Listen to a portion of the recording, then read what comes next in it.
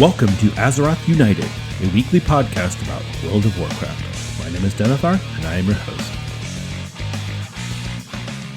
Welcome, everyone. Thank you so much for joining us. It's Wednesday night in Azeroth, and we have a great show lined up for you. We're going to be foregoing the normal, the normal format here.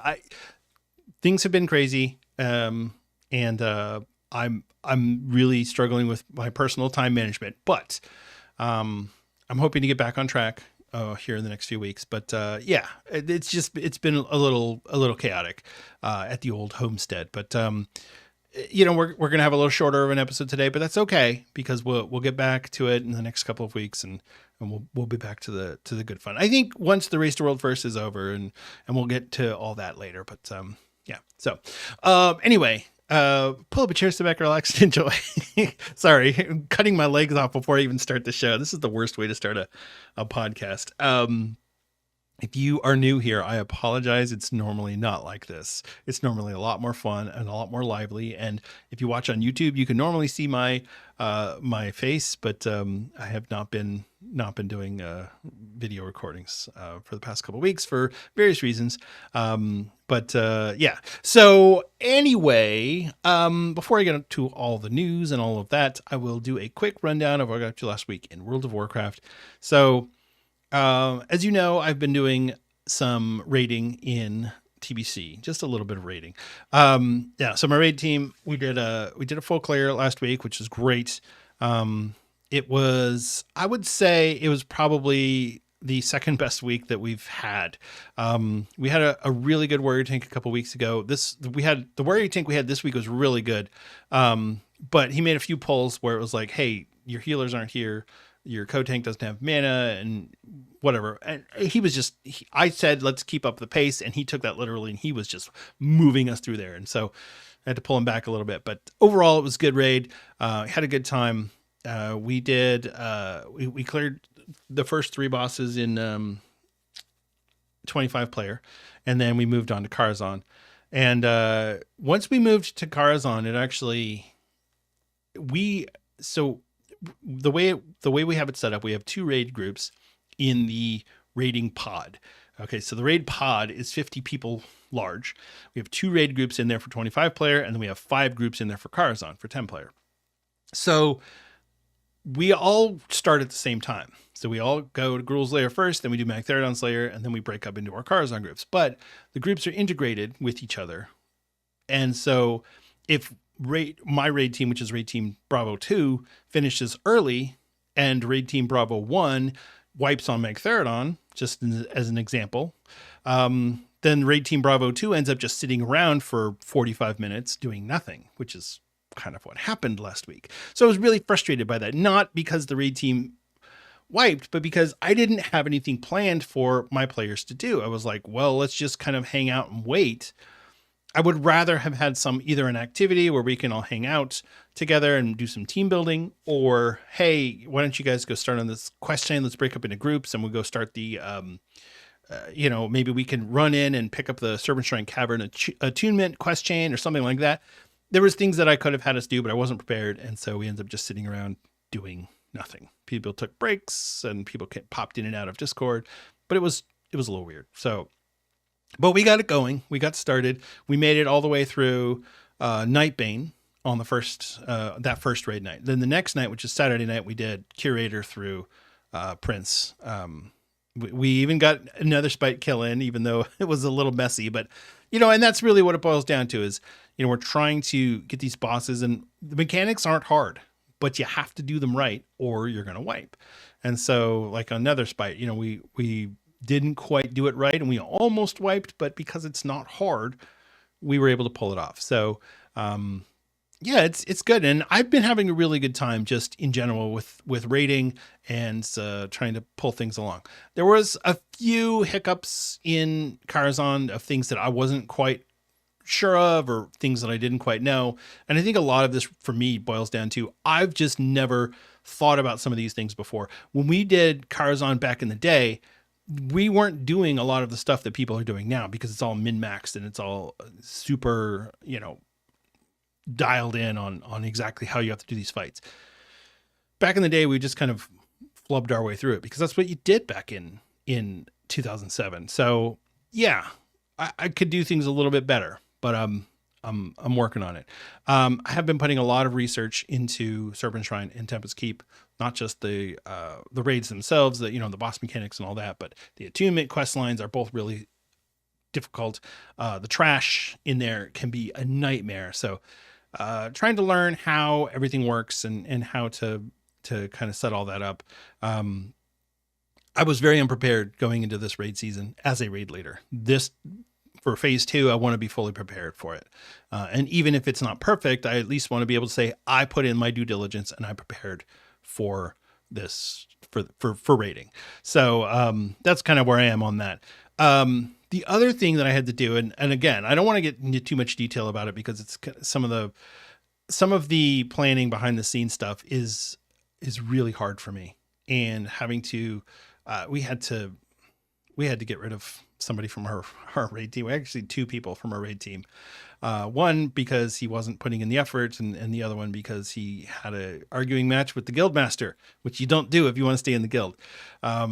So yeah, unfortunately that we had to get replacements for those people, but it worked out in the end. So we're okay. But it's just I don't like that aspect of being in a guild, where I have to be part of those leadership decisions and have these hard conversations that I really just do not want to have with people. That's not fun. It's really not. But it's okay. It's fine.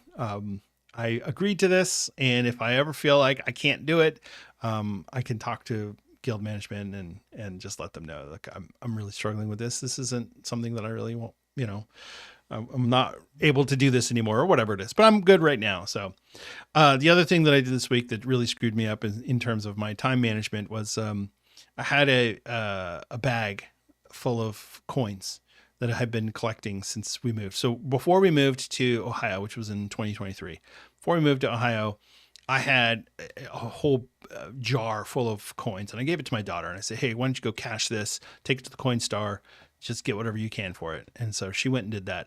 And I didn't realize this, because I haven't gone to a coin star in years. You can get gift cards, e-gift cards, and they don't have any cost. Like, there's no penalty for them. So you get the full, whatever you put in. If you put $100 worth of coins, you get a $100 gift card. So she broke hers up. She did some DoorDash, she did some Steam and whatever. And I was like, oh, that's cool. I didn't know you could do that. So when I had this bag of coins, and it wasn't quite as big as the one I had last time 3 years ago, but it's still pretty big. And I was like, well, I'm going to take this to a coin star and I'll see if I can get some Steam credits, because the Steam sale was going on last week. So I went to the coin star, dumped my coins in. It kept yelling at me saying, you're going too fast. You need to stop for a little bit. So it could count the coins. I finally got all the coins in. It was $159 of Steam credit that I got, basically. So I picked up City Skylines 2, which I've been wanting to do for a while. I got Baldur's Gate 3, and I got Red Dead Redemption 2. These are all games that I've been wanting to get, and I just haven't, because it's like, I don't want to spend $50 on a game. That I don't like that. So yeah, buying 3 games at once.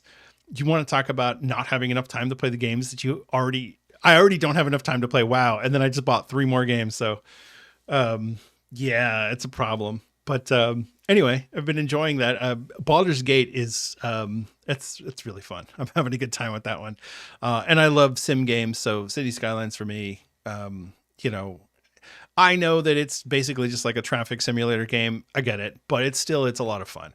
I have not even installed Red Dead Redemption 2 yet. So that's how wild it is, for me right now. But anyway, that's what I did last week. And, yeah, it was a good week. So, I did not really get a whole lot of midnight going.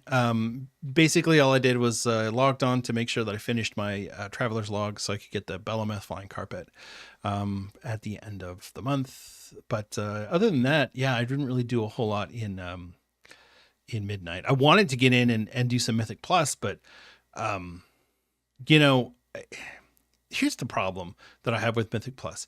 If you aren't in there at on the first day running 10s, people get pissed because you don't know the right path, or you don't know what you're doing, or you don't know this, and you don't know that. It's like, oh, come on. This is like, it's the first week. people, come on, what are we doing? But yeah, no, I hesitated, and then 3 days in, it was like, nope, it's too late already. Because I'm playing a tank, and there's just no way I can go in there as a tank, under-geared, mind you, because I haven't been gearing up. And I'm just going to get laughed out of there, yelled out of there. So I didn't. So I might try and jump in at some point, maybe once the season settle, like after the Race to World First is over and things settle down, I might try and jump in and do some Mythic Plus. But for right now, I'm just letting Midnight breathe a little bit, and then I'll get back to it probably in a couple of weeks. So yeah, and there you go. That's what I got up to last week. So yeah, there you go. All right, let's move on to the forum post of the week. All right, for the forum post of the week this week, we're going to do something a little different. Blizzard has a long-standing tradition of funny and humorous updates, patch notes, things like that for April Fool's Day. And since today is April Fool's Day, I thought I'd go over Blizzard's most recent April Fool's joke. The April Fool's joke has been going on for a long time. You might remember the first WoW one was the two-headed ogre. They've had ones for Diablo and other games in the past. We've had some really good ones over the years. There was the Bard playable class, which was basically just Dance Dance Revolution. We had Guitar Hero. I'm just mixing up my rhythm games. We had the one where it's like the Black Temple attunement chain, which is like 150 whatever steps long to get attuned to Black Temple back in Burning Crusade. The evil patch notes around Naxxramas. So there was some really good bangers over the years. You could definitely feel the loss of some of the staff at Blizzard who maybe have done that sort of thing in the past. Not to say that these patch notes are bad, but it feels a little different. So let's go over this really quickly. The patch notes are titled World of Warcraft patch 12.0.9, 9 minutes after midnight, which is the working title. It says this patch is going to be a real crowd pleaser, and when we reveal it via a series of elaborate videos. Yeah, nice little self-referential joke there. Please do not forward this document to anyone so that we can avoid leaks and everyone can continue doing great work. Remember what happened last time? It was horrible. Maybe not as horrible as when you get takeout and discover a missing item only after you get home, but it was bad. Maybe not as bad as when you drop your phone and it lands on your foot at what feels like terminal velocity, but it was awful. Okay, thank you very much for not leaking these notes. Okay, that's passable. First item, new content for role players only. So this is great. So obviously, the role-playing community is very large, and Blizzard does not do a whole lot to support the role-playing community. And so they're kind of teasing a little bit here, but large role-play instances, you'll meticulously plan to role-play together with up to 24 other role-players as you join up to explore fantastic new areas filled with opportunities for expression. Non-player characters that we're calling air quote bosses, but feel free to call them anything you like, each offer you a new and carefully decorated stage area with dialogue and narrative intentions of their own. This patch includes over 50 large roleplay instances for you to discover with big groups of your co-stars. So basically, you could go into a raid and roleplay. Roleplay fighting, it's the same thing, but with battlegrounds and arenas, and then smaller roleplay instances, which is just dungeons. It's funny the way that they did it. I don't need to sit here and read all of them, but it's a clever little poke at, hey, look at all these places where you can go roleplay. See, we're supporting you. When the reality is they don't give a shit. This one's a top tier troll. New customization, Tails. Players have been asking for years and we're finally delivering. That's right. Dwarves can now have tails if they want to. This is purely optional customization. Please let us know what else you'd like to see added to the customization options for the noble dwarf race. Yeah, people have been asking for tails for Pandaria for a long time. I guess the red pandas need their tails. So good job, I guess, trolling the player base, Blizzard. This one is new dungeon mode, Mythic plus. Have you ever felt like you're playing against someone who you can't see? Or who can't see in this new 2-player dungeon mode? You'll team up with a complete stranger who is from a different faction that you've never met before, and you won't even be able to talk to each other at first. Try tapping out a code or giving them thumbs up. In Mythic plus, you and your partner can't share the same air, but you can share in a dungeon adventure together once you trauma bond over your individually devastating backstories. Words of encouragement. Hopefully, your new partner will be incredibly good at everything you're hilariously bad at doing. Amaze. Okay, that's kind of funny. And this one is where I'm starting to go like, oh boy, Blizzard. New dungeon, City Boy. And I get that making fun of whatever the, young generation is and the way that they talk. It happened to me when I was young, and now people are doing it. It's fine. It's a tradition.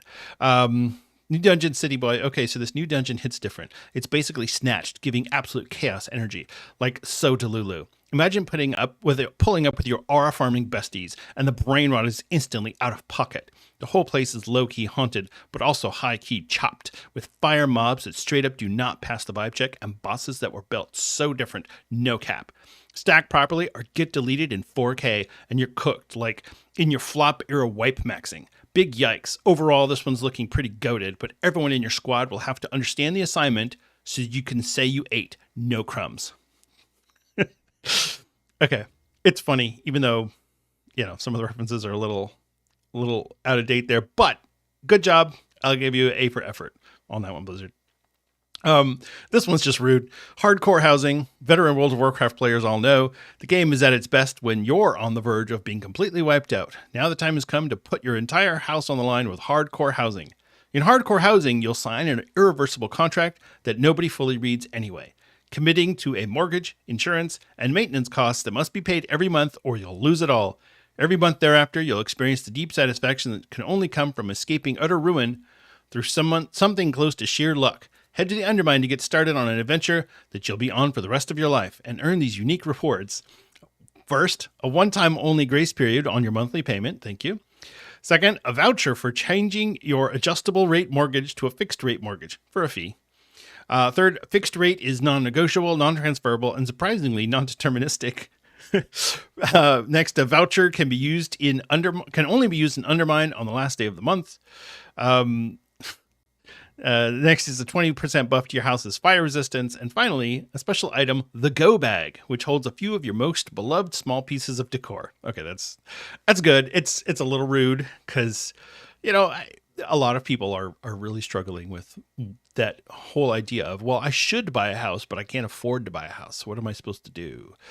Yeah, the economy sucks.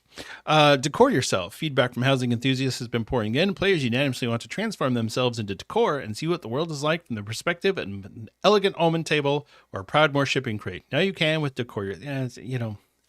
Not everything is going to be a home run. And finally, for classes, with the previous patch and some incredibly lucky late-night hotfixing, we're proud to announce that we've reached perfect balance across all classes in our internal testing analysis facility, which is a real thing that we will not talk about any further. Thus, this patch has no need for any class changes. We'd like to take this opportunity to thank everyone who provided the key points of feedback we always need to reach this incredible milestone. You know who you are. And they follow that up with, Hunters, all damage and pet damage decreased by 5%. Yeah, well done.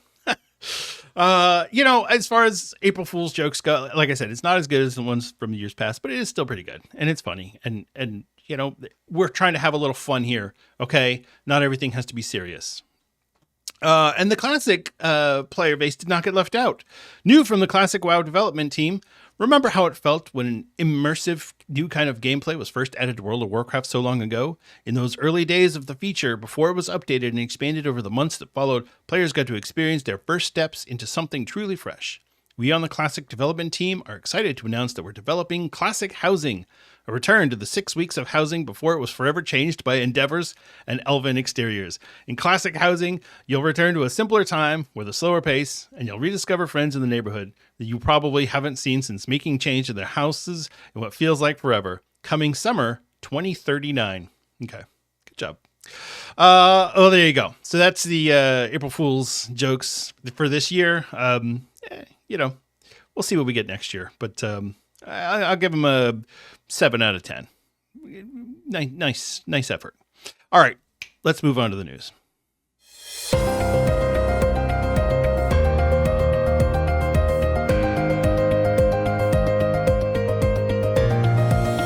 It's time for the news. In Blizzard news, so we're going to start off with a couple of general news items, and then we're going to move into the game-specific stuff. So first off, if you haven't seen it yet, I definitely suggest watching this. It's a new music video called A Place to Call Home. It's from a artist named Aurora. What is this? Aurora? Wow, it's just Aurora. Yeah, so it's really good. There's credits are actually here of who did the music and who did the performance and all that stuff. So, which is rare for Blizzard. They don't always do that. But definitely check this out. It's a great video. It tells a story without telling the story. It's all visual, and if you watch it and if you played WoW for as long as I have, it'll touch a little spot in you that you didn't remember was still there. But yeah, it's about friendship and about getting back to what we're doing in Midnight, which is, hey, yeah, we have a house in Azeroth, and it's a place that we can live and share with our friends and whatever. So check this one out. It's really good. I'm just waiting for the World of Warcraft animated series. The Blizzard has been doing so many animated shorts. They're basically just trolling us at this point with, hey, we're going to do an animated series. We're going to do one. We're going to do one. They all have different animation styles, which to me is maybe their way of trying out different things. I don't know. It looks good. And if this was a show and the Blizzard was saying, hey, this is the new animated show, I'd be like, all right, I'm in. I'll watch this. Let's go. It's really good. And by the way, we need an animation show from Blizzard, or multiple ones. Give us an anime style show. Give us a more Western style. I don't care. Just give us something. We need something outside of the game. I need to be able to watch a show. And I feel like Blizzard has done enough cinematics over the years. They have enough experience with it. Even if it's something that they outsource, they know what looks good and what works and what doesn't. So I think they can work through this. So check it out. It's called A Place to Call Home, featuring Aurora, and it's a music video. It's really good. So check that out. Speaking of music, so there's an official concert series in North America, Europe, and Asia that is launched by Blizzard. It's not in every city. It's only in some of the bigger ones, which is unfortunate. Like for me, there's nothing near me. I'd have to go to Chicago to check that out. But yeah, it's going to be the World of Warcraft World Tour orchestral concerts. And yeah, it's just going to be the music from World of Warcraft, an immersive experience. I went to one of these a few years ago. It was the Game of Thrones concert experience. It was so cool. I wasn't sure what to expect, right? My wife and I bought tickets to it. It was at the Hollywood Bowl. It was amazing. I have not experienced something like that in a long time. And that was because I've done stuff at the Hollywood Bowl. You go and you watch a, classic music concert or whatever. This was more of an experience. And so it was, they're trying to do, more visuals on the big screen. They had somebody playing a violin that was being lifted into the air with like this. It was just really cool. Anyway, the tour dates are going to be later in 2026 with kicking off in Los Angeles. Oh no, it looks like it's actually starting in Europe, and then it's going to go to United States, North America, and then it's going to go to Asia. So we'll see. It looks like the Asia is going to be later in 2027. So, but anyway, yeah, that's. I think it's going to be really cool. And if you were able to go, I would definitely look into that because it looks really cool. But yeah, the Game of Thrones ones that I did, or a concert that I went to, it was so cool. And I wish I could go to this, but there's just no way. So anyway, yeah, this is the World of Warcraft concert series. And I don't know how much tickets are going for. They're probably going for a shit ton of money. Let's see. Paris, May 8th. Buy your tickets. Let's see. What does the ticket price go for? 57 euros. Okay, so that's where it's starting. That's not bad. All right. Anyway, so check that out. But yeah, definitely Los Angeles is going to be September 10th, so it'll be right before BlizzCon. So I'm sure we'll have something similar at BlizzCon that we get to experience as well. All right. Let's bring it down a notch. We've got a new Twitch drop that is live. I mentioned this last week or 2 weeks ago. This is the Cuddly Void Gurgle housing decor item. It's just a plushie that you can put in your house. And if you're still unclear about how the Twitch drops work, basically you have to have a Twitch account. And once you do, you can link your Battle.net account to your Twitch account. And then you have to watch 4 hours of WoW content over the next few weeks through April 23rd. And then once you've watched your 4 hours, you'll get a little reward in your Twitch account profile, and then you can redeem that in game. And that's it. That's all you have to do. It's pretty easy. We'll put the link in the show notes to how to link your Battle.net account to your Twitch account. But yeah, definitely. I mean, if you want that, if you don't want a plushie for your house, which not everyone does. I don't have a whole bunch of plushies running around my house, or sitting around my house rather. But yeah, it's available for you now until April 23rd. All right. In Classic World of Warcraft, we have the Miss Pandaria Classic Phase 4 Escalation is now live. Now, I've talked about the population changes in Classic over the few expansions and how things are playing out right now.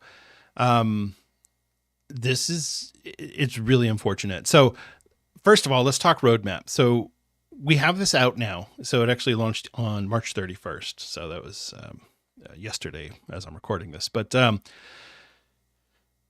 Blizzard has on their roadmap stated that the final phase, Phase 5, will launch in summer. Now, summer begins at the end of June, which means that we have at least 2.5 months more to go before we get to that point. So, yeah, and that's the earliest, assuming that the roadmap is accurate. Now, they could launch early with Siege of Orgrimmar, and that's a possibility. But as it stands right now, yeah, we've got at least 10 weeks, 2.5 months of nothing really to do in Miss Pandaria. The reason I bring this up, and the reason I wanted to talk about this, and we're just going to take a little pause here. I did some number crunching off of the Ironforge Pro data. And like I've said before, what the information we get from Ironforge Pro is unique characters that have participated in a raid that was logged by Warcraft logs for a particular time period. So they break it up by weeks. And so you can get an idea of, okay, here's roughly how many individual characters raided in Classic, in Anniversary, whatever. So right now, the last week that we have on here is March 17th, the week starting March 17th. So it's 2 weeks ago. They're a little slow with the updates because they've got to go through and parse all the data from Warcraft logs and scrape everything. So it takes a little bit to update, and it's a free website, so I appreciate them doing it. However, we don't have the last week's data. But if you just take what we got 2 weeks ago, Miss Pandaria, there was 54,000 people or characters who raided. And this counts for Warcraft logs, for raids, and also for arena participation. 54,456, which is not a lot. By comparison, ERA has 12,817, and Season of Discovery still hanging on there with 1,687 characters participating in raids. Anniversary, in the 5th week of raiding, has 309,006 characters participating in raiding. Now, you might look at this and go, oh, well, Anniversary is blah, blah, blah, whatever. If we go back a year, let's take 1 year back. Actually, we're going to go 1 week off. So at the height of Vanilla Anniversary, okay? So this was the buildup of Anniversary after launch of, I think this was Blackwing Lair, I believe, is February. So actually, it might not even have been Blackwing Lair yet. Anyway, the point is, a full year ago, so we had Classic was in Cataclysm. We had Anniversary, we had ERA going, and Season of Discovery was still going. So if we compare all of those numbers, our total for that 5-week period a year ago, our average raid participation in Cataclysm was 121,885. Average raid participation in Vanilla Anniversary was 97,406. So it's pretty comparable. ERA was 11,752, and Season of Discovery was 75,879. It's very well spread across the 3 main versions of Classic and also ERA. So that gives us a total average of 306,921. Of that, Anniversary was 31.7% of that population. Okay? So that's a year ago. Where we stand right now is very different. the average attendance for Mists of Pandaria in this 5-week period, so starting from March 17th and going back 5 weeks, we have 63,927 average number of people participating in raids, which is, it's lower. It's not like, oh my gosh, this is ridiculously low, but it is lower. Era is 13,063 and Season of Discovery is 1,820. The Burning Crusade anniversary is 279,874. This is the average over a 5-week period. Okay. That gives Burning Crusade anniversary a 78% of the entire population of Classic was participating in Burning Crusade anniversary. So if you were ever curious as to what is going to happen with Classic, I think these numbers tell a really big story, which is anniversary is going really hard right now because people who didn't do it 4 years ago are doing it now. The people who are playing Classic, they don't want to play, or Mists of Pandaria, they don't want to play that anymore because they don't know if they're going to get Warlords of Draenor. If people knew they were going to get Legion, you might get more people playing. But even still, that content is not super exciting the second time around because it's basically just retail light. Whereas the Burning Crusade, you're experiencing something that you can't really do today. The characters feel different. The classes feel different. You have these attunements. You're running heroics. It feels different. And yeah, I talked about how heroics are kind of in this weird state for Burning Crusade anniversary. And they are. They're in a very weird state. I ran a heroic last week where the tank just skipped 90% of the trash mobs. And we just basically jumped into slave pens. We just jumped around and killed the bosses. And I don't know if that's how people are doing it. It was the first one I'd run. I got my pants on my hunter, so that's probably the last slave pens I'll run. Although I don't know, it was quick, so maybe that's what I need to be doing. Anyway, but the point is, with such a large, this is over 3/4 of the raiding population in Classic across every version is in the Burning Crusade. That's terrible for everything else. Obviously, Season of Discovery a year ago was still going on. People didn't know it was about to drop off a cliff because Blizzard basically cut the legs out from under it. Era and Season of Discovery at this point really don't even count because it's just those few people who are still holding on to it. They're raiding their Scarlet Enclave or their Naxxramas every week, and that's it. That's what they're doing. I think a lot of people didn't want to play vanilla again. We had Classic in 2019. We had Season of Mastery in 2021. We had Season of Discovery. We've got Era. We had Hardcore. There's been so many different versions of vanilla World of Warcraft, even aside from the original in 2004. Whereas with Burning Crusade, we had one shot at Classic, which was 2021, and that was it. And so it's kind of like this, oh, I didn't do it last time, but I want to do it this time. And they've made some improvements. We have dual talent specs. We've got the group finder. I don't know. I'm really surprised at the numbers, and I'm going to continue to watch these Burning Crusade numbers because I'll tell you right now, if these keep going up as they have been for the last 5 weeks, Blizzard might have no choice but to go to Wrath of the Lich King. And maybe this is just Burning Crusade. Maybe it's people who are going, this is the version of WoW I love the best. This is the version of WoW I've wanted to experience. I don't know. It's really hard to tell. You talk to 20 people and you'll get 20 different opinions about this. But it is definitely something worthwhile to note that roughly 80% of the raiding population in Classic right now is in Anniversary. And everything else is spread thin across all the other versions. So remember a few months ago or last year, whatever it was, when it was like, man, we have so many different versions of Classic. We basically have 2, and one of them is dying and one of them is thriving. So there you go. All right, let's move on with the news because, yeah, I could talk about this forever, and I know a lot of people don't want to hear it. So, all right, let's move on to Modern WoW. So we'll talk about the Race to World first here in a little bit because, man, things are weird right now. But one thing that I did want to say is that the Dream Rift Hall of Fame is full. So what Blizzard did is instead of having one Hall of Fame for the season, they have 3 Hall of Fames, one for Dream Rift, one for Voidspire, and one for March on Quel'Danas. The Dream Rift Hall of Fame is already done. I mean, 200 guilds have already killed Mythic. It's over. It's done. I mean, that was less than a week. So yeah. Are the raids easier this time around? Yeah, so far, yes, they are. They are much easier. And, yeah, that's, we'll talk about the race here in just a minute.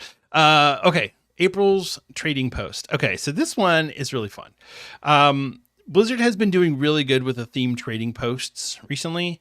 And I like it because when it's a month that I don't want any of the stuff, I don't have to get mad. I can just say, cool, I'll save my tendies this month because I don't need any of this stuff. And when it's something that I do like March's trading post, I probably spent 2,000 traders tenders because I was buying a whole bunch of stuff. This is one of those months where I'm going to not really buy a whole bunch of stuff because this is not my vibe. And that's okay. There's nothing wrong with that. But yeah, this is not for me. The Traveler's Log reward this month is going to be the Ensemble Forest Dwellers Butterfly. You're going to get helm, shoulder, chest, waist, legs, feet, and hands. It looks, I mean, they have it on a garden gnome in the picture. It looks like a garden gnome outfit.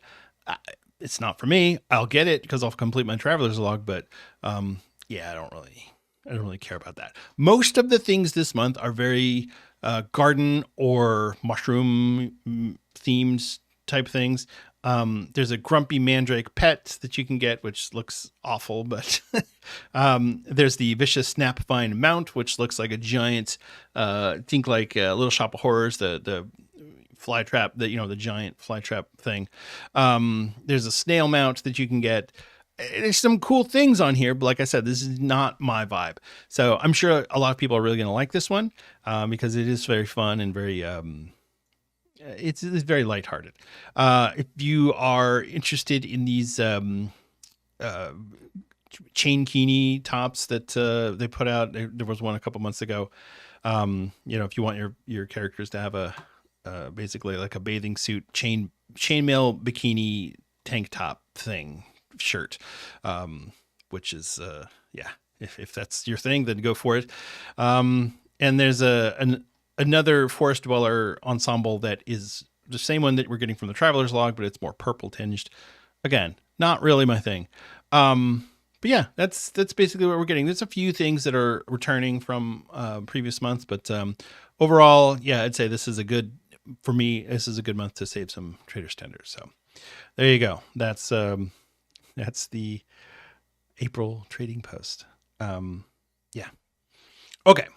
Let's talk about patch 12.0.5. So 2 things that I want to bring up, and then we're going to talk about the release candidate. So first, Blizzard announced that we're going to be able to do this Drakthir Battle Visage. So basically what it boils down to is you can have your Drakthir be in your Visage form while you're in combat. You don't have to automatically default to your dragon form. I think Blizzard just finally got tired of people complaining about the transmog, and rather than fix the transmog, they said, fine, you can just have your Drakthir be in humanoid form. Fine, whatever. So my complaint is, that's fine, but I want to choose which Visage form goes on the login screen. Because every time I go past my Drakthir, and I think, oh, do I want to play my Evoker? I see this stupid lizard thing, and I'm like, nope, I don't want to play this because the lizard thing is stupid. This is why I don't have any Worgen either, because the Worgen form is ridiculous. But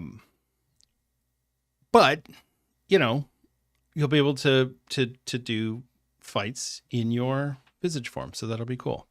The other thing that they're doing on the 12.0.5 PTR that is new, they are changing the way weapon sheathing transmog works. So this is something that I've railed about for a long time. I've done videos about this. I've talked about it so many times. I hate when you have a weapon on your back and it clips through your shoulders, or it clips through your helm, or it clips through your cloak. It drives me crazy. I actually seek out the back pieces that hide your weapon because I don't want to have my weapon show. And it became even worse with housing because I don't want to have to walk around my house in my pajama transmog with a stupid weapon, a staff or a sword or something on my back. Who does that? I have weapon racks in my house, but I can't put my weapon on my weapon rack. It's immersion breaking and I hate it. So what Blizzard is doing is they're changing the way that weapon sheathing works with transmog. You can choose now, if it's a one-handed weapon, you can say, I want it to go on my hip, or I want it to go on my back. So like, for example, if you have a sword and shield, some swords you can, when you sheath your weapons, your sword will actually go on your back behind your shield or in front of your shield.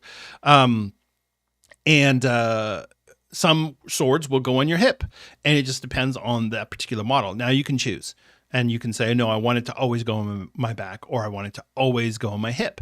Same thing if you're dual wielding one-handed weapons, hip or back, either way. It doesn't work the same for two-handed weapons. They can only go on your back, because if you tried to put a two-handed weapon on your hip, that would just be ridiculous. It would just dragging on the ground. You would dull the blade. It would be ridiculous. But the really big change is that you can say, just hide my weapon. Don't have it show up on my character at all, which is exactly what I've been asking for. Sorry for yelling. This is exactly what I've been asking for a long time, for years. Since I started this podcast, that's been one of the things that I've brought up multiple times is I don't need to hide my weapon completely. Just hide it when it's sheathed. I don't need it to show up. I'm magically getting on a mount that's in my bag. Come on, I think I can magically hide my weapon too. So, sorry, it's a little ranty, but this is a big change for me. This is really important. So I have not gotten on the PTR yet to play around with this. I've been busy, like I said, playing a lot of Classic, but this is something that I'm going to get on and play around with, and we'll see how it goes. So I'm very excited about that. But the third piece of information that I want to bring out is the patch 12.0.5 PTR build 66741 is now a release candidate. What that means is that's probably the final version of the patch before it goes live, which means if I had to guess, I would say we're going to get this patch in 3 or 4 weeks. We're going to finalize testing, and unless there's some sort of big issue coming up or that's found on the PTR, I would speculate that we'll probably get this by the end of April. If I had to guess. So yeah, that's really cool. We're going to get new content really soon. So looking forward to patch 12.0.5. You know, the actual content in there, the void port or the void assaults and all that, that's not exciting to me. The core hunt, again, not super exciting to me. This transmog change though, that's big. That's huge for me. I'm really looking forward to that. Obviously there's going to be class changes, and we'll talk about those as we get closer to the actual release. Probably after we get an announcement of when the patch will actually come out, we'll talk about what class changes are coming in. There have been a lot of class changes over the last few weeks, and I have not addressed any of them because, quite honestly, I don't even understand some of these classes at this point, because I used to understand, at least on a conceptual level, most of the classes, how they work, and rogues, warlocks, maybe not as much, but a lot of the other classes, I get it.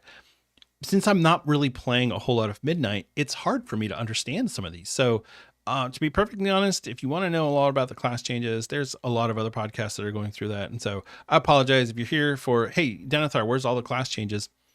I'm not really doing that. So my apologies. Okay, let's talk about what's going on this week in World of Warcraft. All right, the bonus event for this week is Cataclysm Time Walking. You're going to get the Sign of the Destroyer buff. Cataclysm reputation gains from combat and quests increased by 50%. You can pick up the quest A Shattered Path Through Time from Archmage Aethys Sunreaver in Silvermoon. That's not as bad to say as Archivist for Throne, but it's still annoying. Why can't it just be like, Hector in Silvermoon? To defeat 5 time walking raid bosses or dungeons, and you'll be rewarded with a champion track raid item. You can also pick up the quest Disturbance Detected Firelands from Vormu in Orgrimmar or Stormwind. To defeat Ragnaros in the Firelands, loot the time-locked Cinder, and you'll be rewarded with a hero track Cataclysm era raid item. So it'll be something from Cataclysm and just scaled up to hero track now. So it's really cool. The time-walking dungeons are the Stone Core, Lost City of the Tol'vir, Vortex Pinnacle, Throne of the Tides, End Time, and Blackrock Caverns. And the time-walking raid is Firelands. One thing that I'm curious about is Blizzard seems to be avoiding Cataclysm and Miss Pandaria for a lot of the Mythic Plus reworks. They jumped all the way back to Wrath of the Lich King and gave us Pit of Sauron for this current season. We've had Vortex Pinnacle and Throne of the Tides from Cataclysm, and I think that's all we've had. It's just curious. Some of these dungeons are really good. Lost City of the Tolfir, I feel like would be a great Mythic Plus dungeon. Black Rock Caverns, I feel like would be a great Mythic Plus dungeon. Yeah, there's the weird RP in there with Raz in Black Rock Caverns, but you could trim a lot of that out in Mythic Plus. I'm just saying some of these, I don't want Stonecore. Please no Stonecore. I don't know. I'm just curious as to why that's a well that Blizzard is not going into very much. Seems like Warlords of Draenor, Legion, Battle for Azeroth, very heavily into the Mythic Plus rotation. Now we're getting Wrath of the Lich King. So maybe we'll end up with a Burning Crusade. Could you imagine a Mythic Plus of Magister's Terrace from Burning Crusade? Ooh, that would be rude. Anyway, so that's the time walking for this week. Apparently, it's really hard.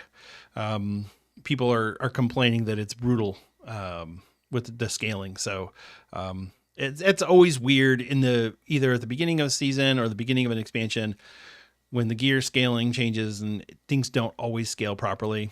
And I think that's what's going on here. So just be ready for a rough time in your Cataclysm time walking. We also have the pet battle bonus event, which is strange because Blizzard has essentially killed pet battles this expansion, but it's there nonetheless. You'll get the Sign of the Critter buff. Pet battle experience gains increased by 100%. And you can pick up the quest The Very Best from Archmage Aetha Sunreaver in Silvermoon to defeat 5 players through the Find Battle with a team of level 25 pets, and you'll be rewarded with a Ultimate Battle Training Stone. So there you go. If you're into that sort of thing, I guess I don't. It's why would they kill? I mean, the PvP brawl for the week is the Temple of Hot Mugu. Enter the Temple of Kotmugu for this fast-paced match. For a whole new twist, players will be able to throw the overpowered friendly players in a game of hot potato. Beware, they'll also gain the debuffs along with the orbs, so choose wisely. We're turning things up to 11 by changing resurrection time to a quick 5 seconds. Who will be able to hold on to the power to claim victory? This one's okay. When you zone in, you'll get the quest Something Different to win a PvP brawl, and you will be rewarded with Conquest, Honor, and Marks of Honor. The Darkmoon Fair is in town. Darkmoon Fair is open for business. Meet Silas Darkmoon and his troupe, play games that test mind and nerve, and behold the exotic sights from the 4 corners of Azeroth and beyond. Fair starts on April 5th, and it will continue until April 11th. You know I love the fair, especially right now. It's super important. Get in there, get your knowledge points, get your skill points if you haven't maxed out your profession skills. Get your XP reputation buffs, work on your reputations a little bit by riding the merry-go-round or the roller coaster. And then there's other things that you can do there. You can hang out, watch a concert. You can do the daily quests there. I mean, the fair is fun. I love the Darkmoon Fair. It's a good time. It's always a good time.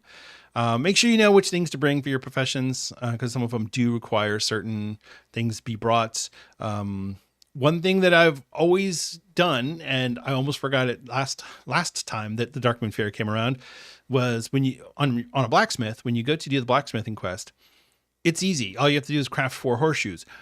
But if you don't have a thermal anvil, you can't do it. So now you can just buy one off of the auction house if you got your longboy or something. But I always have a thermal anvil on me. And so I made it all the way to Elwyn Forest. And I was about to go in through the portal when I realized I cleaned out my bags and put my thermal anvils in the bank. So I went back, I got my thermal anvil, took it back out and crafted my horseshoes and got my blacksmithing skills. So so that'll start this Sunday, April 5th. So check out the Darkmoon Fair. Also this Sunday, April 5th, is the March of the Tadpoles. So yeah, this one's really, I like this one. This one's cute. So if you remember King Murgle from Wrath of the Lich King, he actually, spoiler alert, he shows up in Zul'Aman. That was like one of my favorite quest lines in Zul'Aman, doing the King Murgle quest line. So you have to go out to Borean Tundra, talk to him. There's gonna be a quest that you can do. You'll get a little Murloc tadpole that will follow you around. You do a few things, you kill a boss, and that's it. There's nothing special. You get to pick which Murloc tadpole follows you around. So some of them have Murloc-y names. There's one named Steve. There's just, it's just a fun, silly little thing to do. It means nothing. It gives you nothing. Murloc does not follow you outside of the village. They stay in their village, or in that area.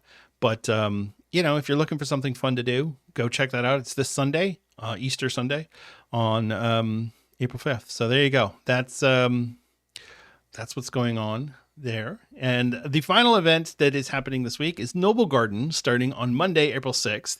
I know that's next week technically, but I probably won't do another episode record until after it has already gone live. So I don't know what changes are coming for Noble Garden, other than you have to get eggs and basically just staring at a wall in Elven Forest waiting for eggs to respawn.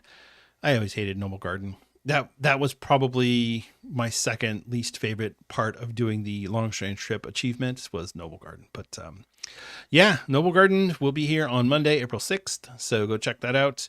Like I said, I don't know what changes were coming, so I'll talk about it next week if it's anything interesting. Otherwise, it's just the same as it ever was. And that's what's going on this week in World of Warcraft. Like I said, I'm going to bypass a traditional main topic of the week. I am going to give a recap of where the Race to World First is right now. But it's not going to be a long segment. So, there you go. All right. So the Race to World First is interesting, to say the least, this time around. So Blizzard made the decision to release the raids in three different raids, which that in and of itself is not a big deal. What is a big deal is the fact that the final raid doesn't release for 2 weeks after the launch of the initial raid. So we had normal and heroic, Voidspire and Dreamrift. And then the next week we had mythic, Voidspire and Dreamrift, which was the official start of the race, even though they were doing splits before that. And then this week sees the launch of the March on Quel'Danas, which is the final raid. And so people weren't sure what to expect and how this was going to go.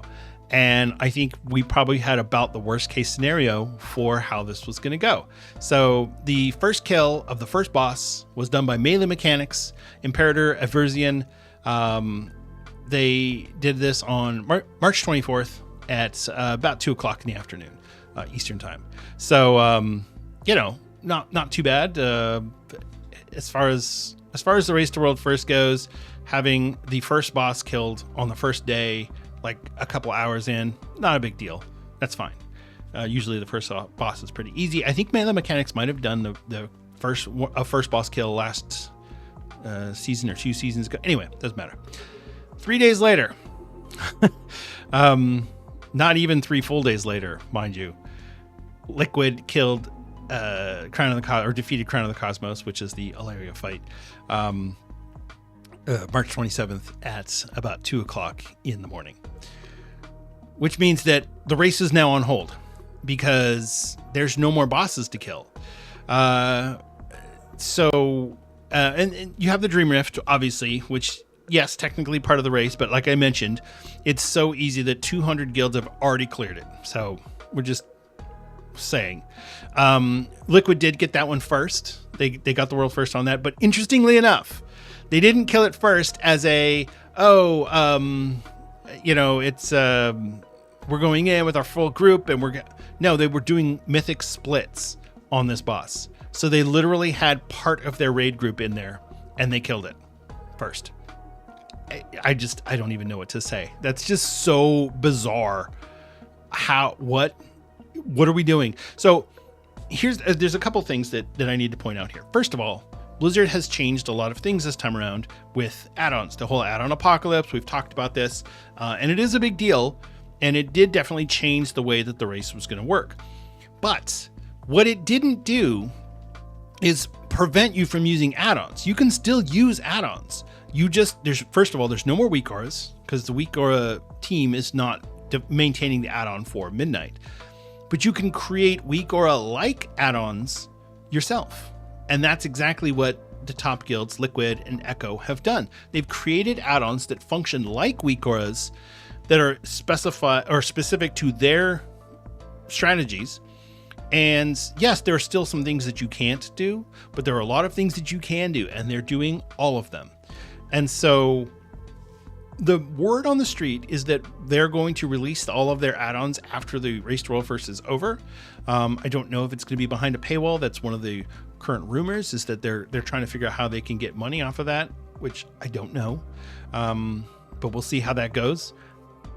But yeah, this is the race is essentially not over, because we still have 2 more bosses, but it's on hold. Now, last I checked, Echo was progging on the first boss, Belladoran,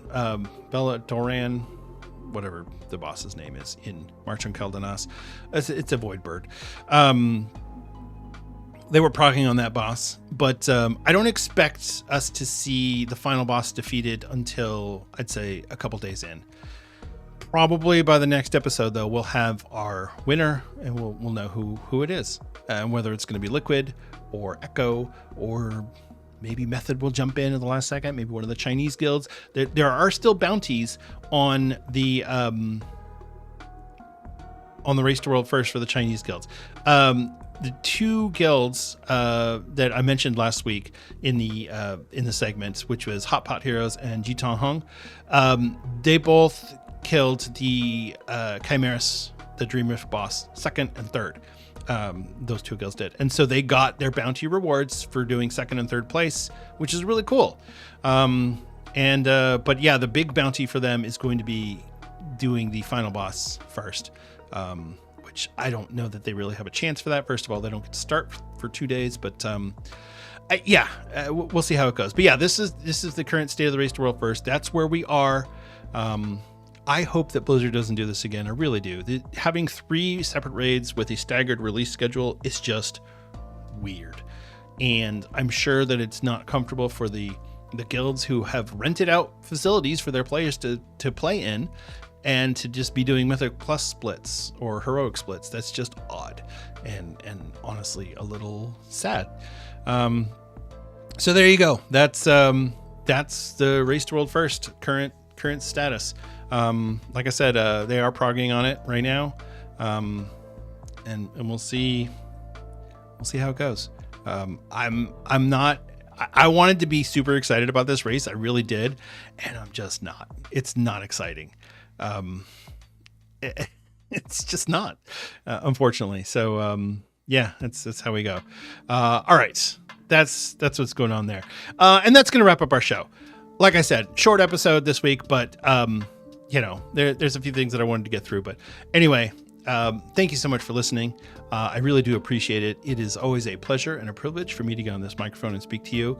I can't say enough about how appreciative I am of all the people who have supported Azeroth United throughout the last few years, and I'm really enjoying doing the show still. I've had a few IRL moments where I thought maybe I should stop doing the show because I just don't have as much time as I wanted to. I'm raid leading now, and it's taking a lot of my attention. And so instead of doing show research, I'm doing boss research for Serpentine Cavern and Tempest Keep. Anyway, my point is I appreciate it, and I have no intention of stopping because I love doing this too much, but it definitely has been harder. So let's just put that out there. Okay. If you are enjoying the show and you'd like to help us out, you could consider leaving a 5-star rating and review on Apple Podcasts or Spotify. Those both really help out the distribution. I think Apple Podcasts is probably the most helpful, but Spotify really helps too. And if you leave a review or a comment, I will read it on the air. I really appreciate those as well. It's just fun to get that feedback from people.